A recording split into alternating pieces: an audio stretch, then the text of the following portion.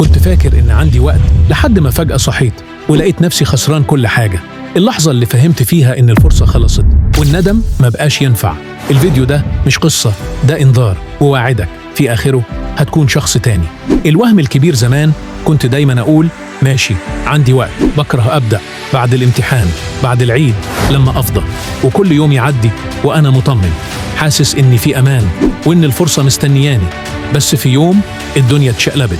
لحظة الحقيقة صحيت يوم النتيجة، الموبايل بيرن، قلبي بيدق، بس جوايا أمل صغير. يمكن عديت، يمكن الدنيا عدت على خير. فتحت الموقع، بصيت وسكت. الدرجات فضيحة، الحلم طار، وأنا مش مصدق. اللحظة دي الأرض اتسحبت من تحت رجلي، التبرير والكسرة. قلت لنفسي إزاي؟ أنا كنت ناوي أبدأ، كنت فاهم كل حاجة، بس كنت مستني اللحظة الصح. بس اللي اكتشفته متأخر جدا هو اللحظة الصح مش بتيجي. الفرصة مش بتخبط على بابك، الفرصة بتعدي لو ما جريتش وراها. فلاش باك، بداية الانحدار. فاكر أول السنة كل الناس بتقول لسه بدري. فاكر أول الترم هبدأ من الأسبوع الجاي، والأسبوع الجاي ما جاش. كنت أقعد بالساعات على الموبايل أتنقل من فيديو لفيديو، أقول مش وقته، هبدأ قريب. بس الحقيقة أنا كنت بقتل مستقبلي كل يوم.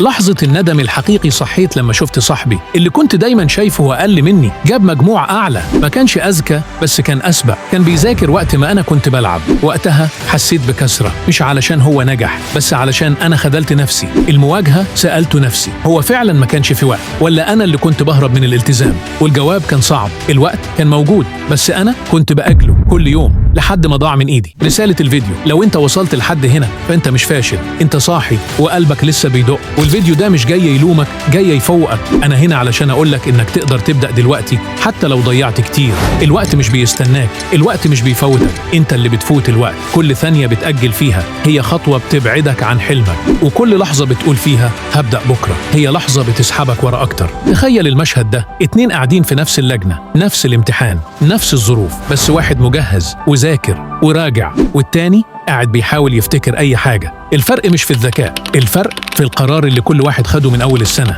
أنت مين فيهم؟ الحقيقة المرة مفيش حاجة اسمها مفيش وقت، فيه بس أنا مرتبتش أولوياتي صح. النجاح مش حظ، النجاح مش صدفة، النجاح نظام، عادة، اختيار يومي. نهاية الطريق في آخر السنة الناس نوعين، ناس بتبكي من الفرحة وناس بتبكي من الندم. والندم مش على النتيجة، الندم الحقيقي بيكون على إنك كنت تقدر وما رحتش. الحل الحقيقي بس لو ضيعت لسه في فرصة. ابدأ دلوقتي حتى لو حاسس إنك متأخر.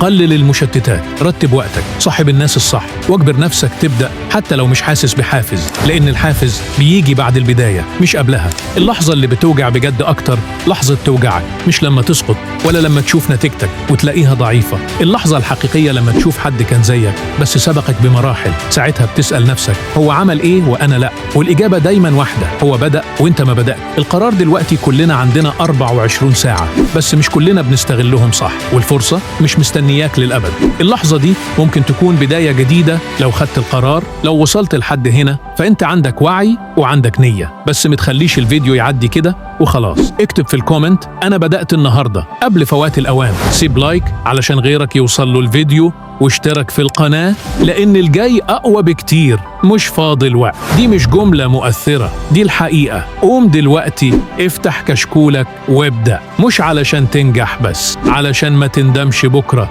إنك ما عملتش حاجة النهاردة.